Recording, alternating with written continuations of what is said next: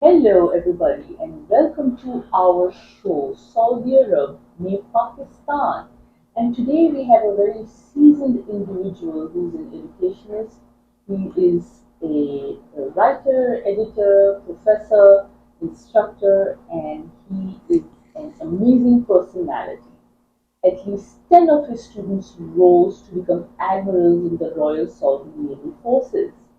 His students include people from Pakistan, Saudi Arabia, Iran, Turkey, Kuwait, most of the GCC countries, Bahrain, UAE, and so many more. So we have him today with us, and we're going to ask him a couple of questions and spend the day with him. Hello, Mr. Zahid, how are you? Fine, thank you. Yes. So, So thank you so much for being with us, and we're going to ask you a few questions yeah. on three. One, two, three. In view of how internet works these days and everything reaches us in minutes, in seconds, uh, what would you like to tell us about that era when oil had come out in this area, and how was it back then? Well, you see, oil was discovered in the eastern province of Saudi Arabia in 1933, and it was a few years before World War II. And at that time, the communication depended mostly on the postal services. So initially, when these discoverers they formed a company, it was known as CASOC, that is California Arabian Standard Oil Company. Oh, very interesting. We didn't This know that. this became Aramco as in a few years time. So when they came, naturally the postal services there was hardly any postal service in Saudi Arabia, so they had to send letters to the USA, to California, and the letters were collected in their offices and then taken to by it was taken on a motor launch from Al Khobar Pier, which was in the very area now you have all these splendid restaurants. Right, right. And so it was taken from Al Khobar Pier to Bahrain post office, and then stamped with Bahraini stamps. Okay? And then these letters went through a very circuitous route, roundabout. It was no that it had to go rather through Bahrain in a clipper to England, and from via France. And but when World War II started and France fell right in the beginning, so communication was disrupted, and any letters by those working for Aramco for the USA had to be had to come. The British were at that time the number one power in the world, so the British brought these letters to Karachi. Oh, wow. Hmm?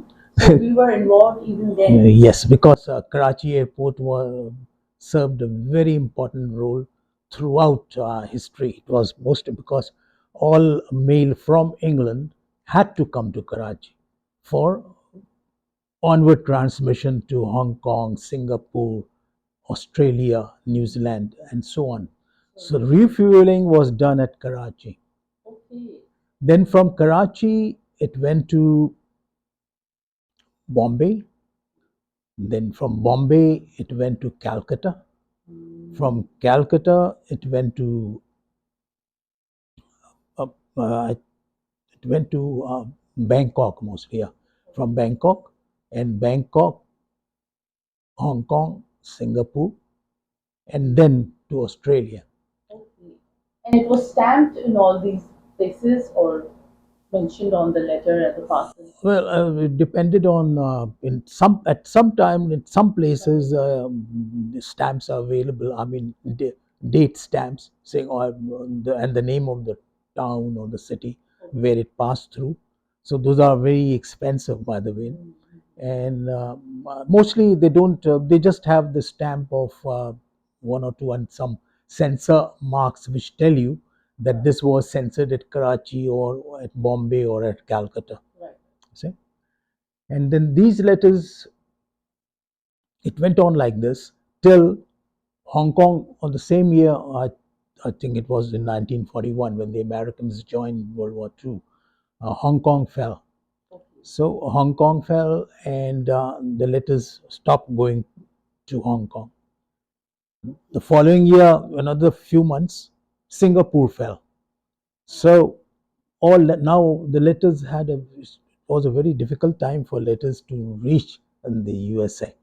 You'd be surprised that they then I, this it was at that time known as BOAC. I mean, like the British Airways in BOS, British Overseas, Okay. the British Overseas Right. Airways Corporation. So that they were the predecessors of the British Airways today. So they took the mail from brought it to Karachi, and then from Karachi it went straight to Calcutta, Okay. and from Calcutta it went to Durban in South Africa. Oh. Yes. Okay. So it South went Africa. these yes. So this is known as the horseshoe route. If you look at the map, it's just like a horseshoe.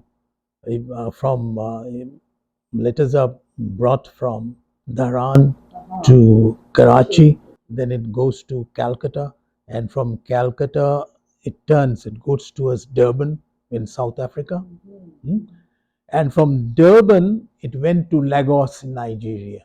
Okay, so it was basically, I mean, most of the world. You see, it went to Lagos in Nigeria, which was the hub for Pan Am, the Pan American flights. So, and from Lagos, all these letters were taken to Miami in Florida, Oh. hmm? And thence to New York and other places, and to California also.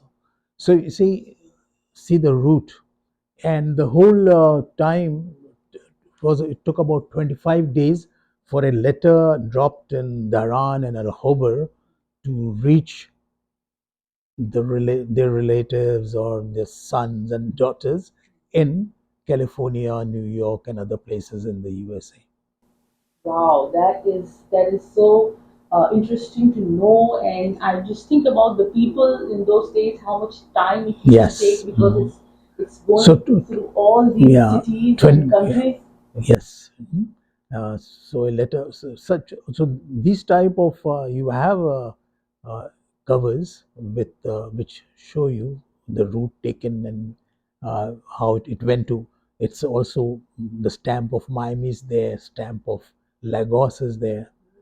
So these envelopes or covers, they demand. I mean, are sold at very high prices, and though for those interested in history, so sold for very high prices in in auction houses in Germany, especially Germany, Switzerland, and what I should say, England, of course.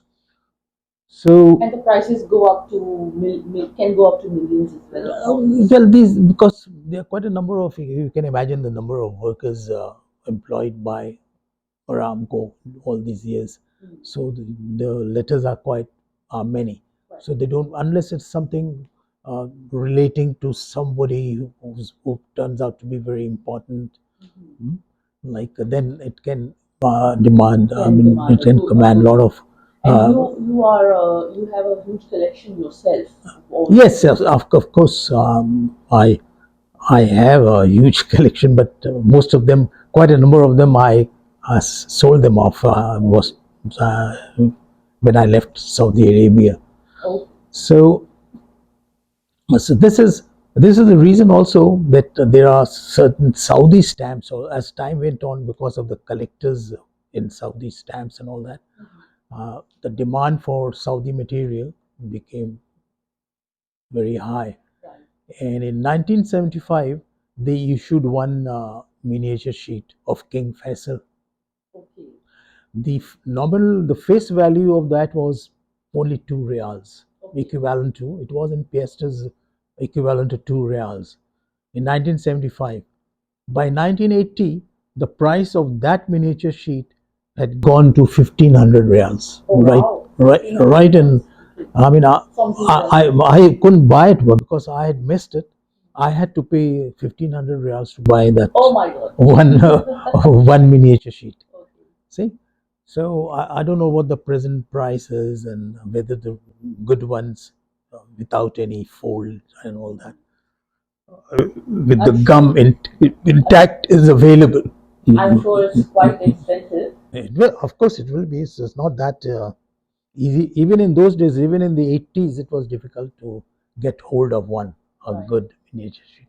Okay. You had to you had to exchange it with some very expensive item just to get one miniature sheet of King Faisal. So, but as I said, those who don't know, they benefit also. I remember buying, at that time, we had a very active Arabian Philatelic Society under Aramco. All the Americans working for Aramco, they were part of it. And you won many awards. Yes, I won 3 gold medals uh, awarded by this Arabian Philatelic Society. Oh, one was was the about these very various air routes, So it was about the air mails of British India. Okay. The air mails of British India. For that, I received 1 gold medal. And there was another one which I received for uh, stamps depicting famous mosques of the world. Wow. So um, started with, of course, the Prophet's Mosque in Medina, and then details about that, and some beautiful mosques in Istanbul, as you all know. And it also had. I love Istanbul. I love Turkey. It's so beautiful. And there was all the details. It was actually initially it was not a mosque. Uh, a building about Christianity. It was the one in Damascus. So that is one of the outstanding, one of the earliest mosques in history. So details about especially the mosques in Istanbul, the Blue Mosque, uh, the Suleymaniye Mosque, and so on, and details about them. So I think it was liked by the people and and all all those. This is just the gold medals you got in Aramco. You also had a lot of awards when as a youth in your youth. Well, I excelled in table tennis, and I was in Dhaka University. I was the university champion for 4 years, and I also as a Dhaka University champion. Uh, I was selected to attend the National Table Tennis Championship held in Karachi in 1964. So, uh, during the period I was on short service commission with Pakistan Navy, also no one was able to get the better of me in table tennis. I reigned supreme for 5 years that I was attached to the Navy.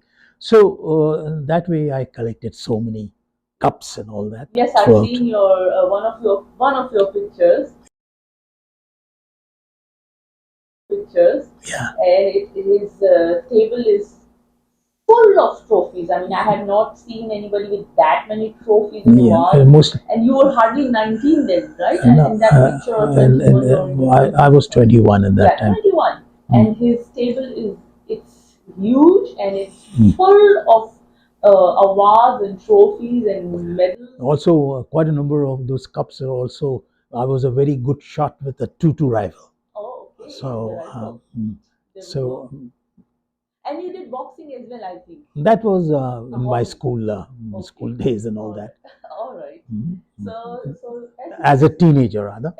But most of the cups of course for table tennis, and maybe one for tennis doubles, and then the rest were for rifle shooting with a Uh-huh. 2 Zek. You have visited Prague, Yes, Brno so rifle. beautiful. Prague is Mm. just, I love Yeah. that. Okay. So as you can see, we are with a person who not only on his professional life excels, in his hobbies, he has various hobbies and interests and has always excelled in all of them as well. Mr. Zahid, would you like to tell us anything else? Because you spent so much time in so many different countries, as well as Saudi Arabia. Most of your life, a huge part of it was spent here, and now you're visiting. And so you had a good time here, and it was how was it when you were here? Well, it was a really a good time, and I got a lot of opportunities to see the world while I was working in Saudi Arabia. Total number of years I spent here was 33 at a stretch. All government service mostly. So I had a very good time when I was here, and yeah, as they say, it was the period you never forget, hmm, because most of my young life was spent in Saudi Arabia, and what else? And it's developing so fast that after coming here after 11 years, the changes have shocked me. It's That very why- changed, right? Yes, yes, And most of the changes happened just a couple of years back, one or yeah. two, 3 years back. So you found a huge. Yes, a complete. It's like a transformation. It's unbelievable. Many of the things, the way it's changed. Uh, uh, I now feel it as something which I could not even imagine, and I had not forecasted. It would happen, of course, but I thought it would come slowly. I But think everything, everybody here hmm, thought that hmm, also. We also thought that it would not it come would so be a part so of fast. evolution. But the way it happened so fast, and took me by surprise completely. So, and every day is a surprise for me. Going around Dharan and Al Khobar and Dammam, so Great. notice new things. Okay, Mr. Zahid, would you like to recommend a few books to your literature students as you've been a professor and an instructor and an editor? No, above all, what I want to impress is that this is what I noticed among my students, that naturally they are doing so many different things, and they might not today. They are so busy with their cell phone. They might not be, so they don't have the time to read as much as. But if you go around any cities of America or England, I mean, or UK, you'll find that everyone there, people reading books even in trams and Right. buses, Even and now. Even even nowadays. even today. So this reading helps. That improves the way you write and the way you speak, and it increases your knowledge. And don't ever think that reading any historical on historical subjects or history will not help. It will always help you, and this is the reason why we, as a Pakistani, we have not progressed as we should have. Hmm. This is because of our uh, We don't let us having not considered history as an important subject. important. Right. History is very important, so you must read the history of the entire world at time whenever you, whatever time you free time you have. So, and about books, you know, well, all some of the books are so you can't just pick a book and say that you should read Right, this right. book and this will So many change books. your life. It's not like that. That once you start reading, you yourself will find out which book to read and Hmm. how different or how favorite it can be. So personally, I rate among the novels, but of course, slightly depressing, the novels of Thomas Hardy.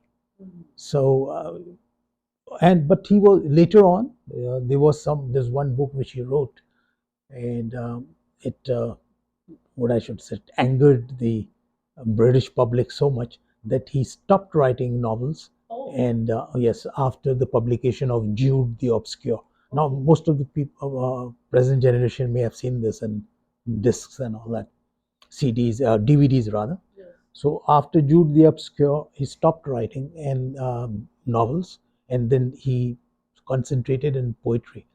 So his poems are equally as good, is unforgettable. I would say later on, I like his poems even better than his novels. His poems are indeed, they open a new world to you. So the poems of Thomas Hardy, Mm. just read them, read a few, and you will see how different he was. Okay. Or the poems of W.B. William the Irishman, William Butler Yeats. Okay. William Butler Yeats, what Some people W William B for Butler and Yeats Yeats. People in our part of the world even mistake him for Keats, another famous romantic British poet. Anyway, so his poems are also eye openers. okay. So if you read some of it, you don't have to just read a few of them. Mm. It will show you a different world. So So thank you so much, Mr. Zahid, for giving us your precious time. I know you were not interested that much in interviews, but I felt that such a personality, we should get some insight into his life and his work and some advice from him. Thank you so much, Mr. Zahid, thank you very much. and hope we'll see you again in Saudi Arabia Pakistan program. And Khuda Hafiz and goodbye from both of us today.